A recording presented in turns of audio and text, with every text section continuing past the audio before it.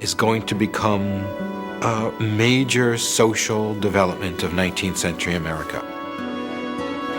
But there was this notion that slave labor and free labor could not exist side by side, that slave labor would drive out, would devalue free labor.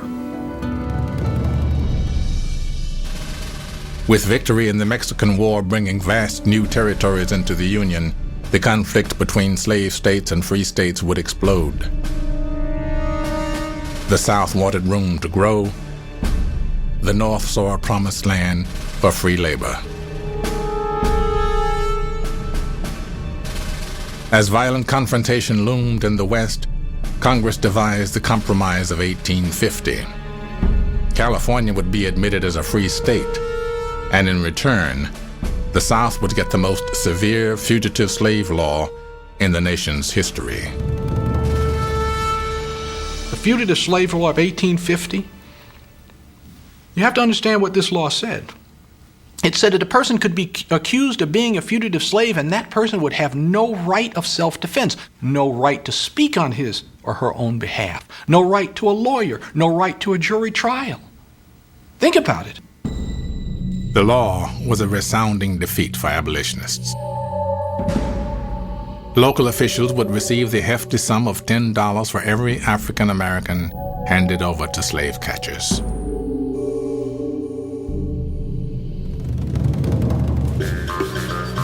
It is the beginning of a reign of terror to the colored population, Harriet declared. As danger mounted, scores of Harriet's friends and neighbors fled to Canada.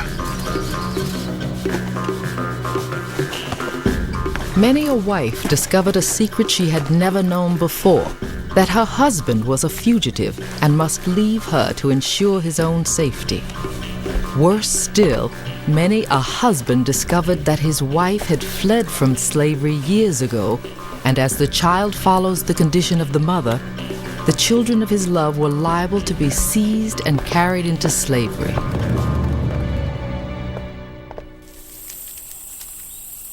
As the Cotton Kingdom reached new heights of wealth and power, Lewis Hughes married Matilda, a cook on the McGee plantation. Soon after, she gave birth to twins. But motherhood did not spare Matilda from overwork. Mrs. McGee's demands were unrelenting, forcing Matilda to neglect her babies. My heart was sore and heavy, for my wife was almost run to death with work. My blood boiled in my veins to see my wife so abused. Yet I dare not open my mouth. Within 6 months, the twins were dead. Well, it's a heartbreaking situation, and what makes it even worse is that you realize that every slaveholding household in the nation had this kind of a scene sooner or later. We have babies dying like crazy. We call it infant mortality. That's a very clinical word for babies dying. For the young couple, there seemed no end to suffering.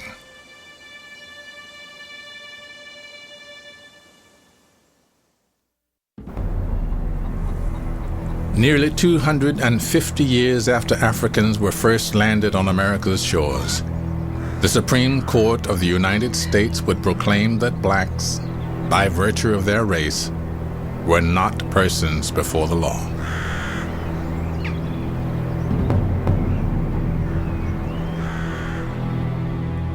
In 1857, in a landmark decision, the Supreme Court ruled in the Dred Scott case that Congress had no authority to limit the spread of slavery to any territory.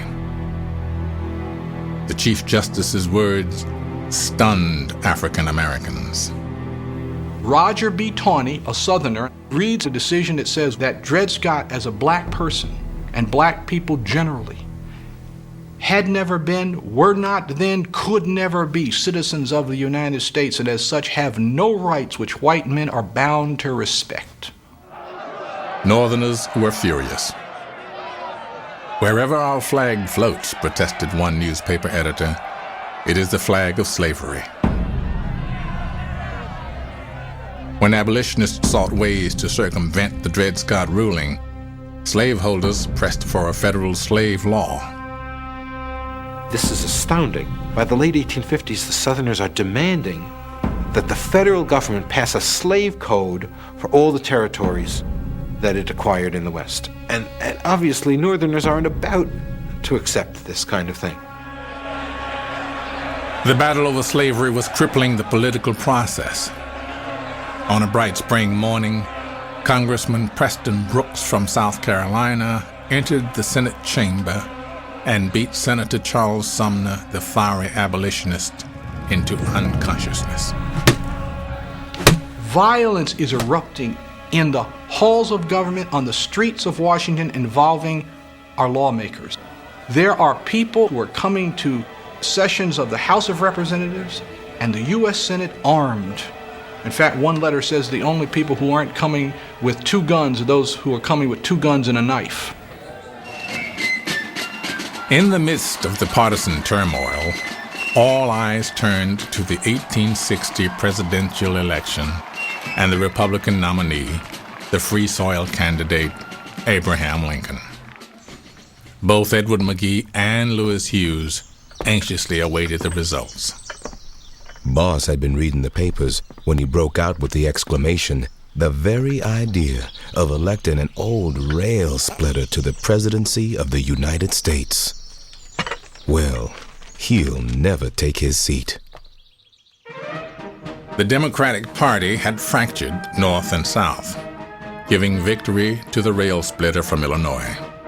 The first time a candidate was elected without carrying a single Southern state. Remember, Lincoln was elected committed to not interfering with slavery anywhere. He was only committed to restricting its expansion. But at that point, the slaveholders had become so convinced that the North was taken over by these lunatic abolitionists that that is the way they viewed Abraham Lincoln's election, no matter what Lincoln said. Even before Lincoln took office, 7 Southern states withdrew from the Union. Enslaved people across the South were heartened by the news.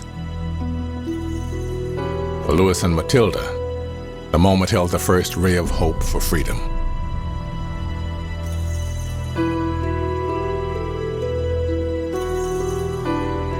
After reuniting with her children, Harriet Jacobs completed her autobiography. As she looked toward an uncertain future, her brother's words weighed heavy on her heart. Woe be to the country where the Son of Liberty has to rise up out of the sea of blood. The United States had come apart over slavery. The nation was at the brink of civil war.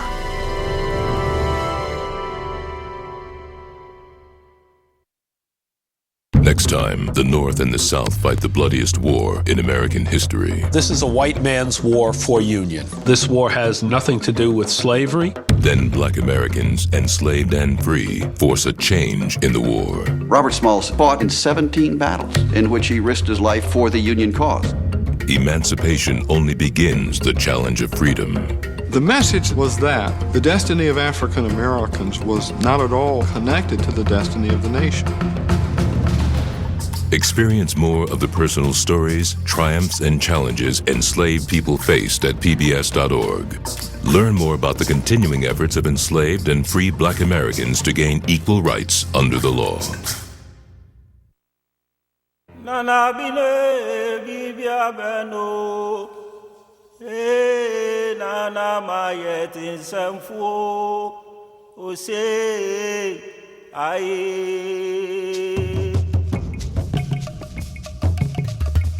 Osubetom from a for ebekoro sana bele.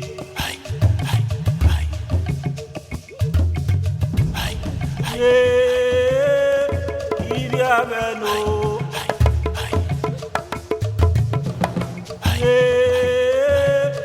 Ibi abeno.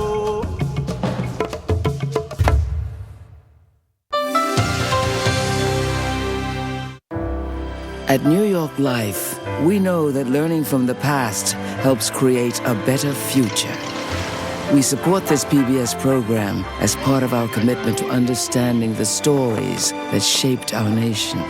Guided by our values, financial strength, integrity, and humanity, New York Life has been part of America's story since 1845. Join us in exploring the defining moments of our nation's history.